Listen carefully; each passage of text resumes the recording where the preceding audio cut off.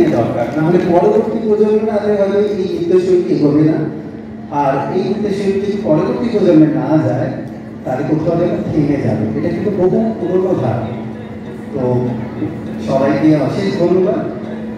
আর programme খুব ভালো চলছে, আরও চলুক, আনন্দধারা দিয়ে চলুক, অবিরল চলতে থাকে। অনেক ধন্যবাদ। ছিল দেখে রানা আমাকে সমানে বলছে যে মন খারাপ করিস না, দেখ সব ঠিক হয়ে যাবে। সত্যি তাই, তিনি আছেন মাথার উপর। আচ্ছা, আজকের এই অনুষ্ঠানে বিশেষ কি পারফর্ম করা হলো? আজকে বিশেষ পারফর্ম করা হয়েছে।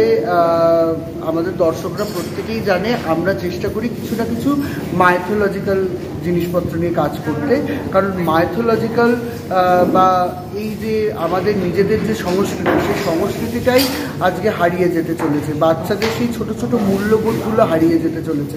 এই সব জিনিসগুলোর মাধ্যমে আমরা চেষ্টা করি বাচ্চাদের এবং তার মা বাবাদের কাছে সেই পুরনো মূল্যবোধ, সেই জিনিসগুলোকে ফিরিয়ে দেওয়ার জন্য আজকে আমরা দেখিয়েছি পরমা প্রকৃতি, যে আদি অনন্ত শক্তি, এক এবং অদ্বিতীয়। নতুন প্রজন্ম তাদেরকে কি বার্তা দেবে? তাদেরকে একটাই বার্তা দেব, ফোনের জগৎটা খুব ছোট, খুব অল্প, সীমিত।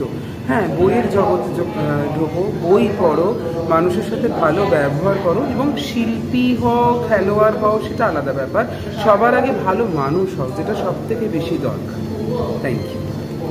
নিশ্চয়ই এগুলো দেখবে, কারণ যারা এই সমস্ত বার্তাগুলো, আমরা তো এখন ফোন ছাড়া তো কোনো গতি নেই, সারাক্ষণই রিল দেখছে বাচ্চারা, ভিডিওস দেখছে।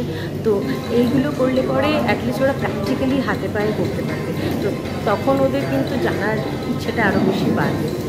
তো আমি চাইবো যে তারা যেন এইভাবে যদি নাচ গানের মাধ্যমে যদি এই সংস্কৃতিগুলো যদি শিখতে পারে, তাহলে ওরা হয়তো বেশি জানবে, যত না ভিডিও আর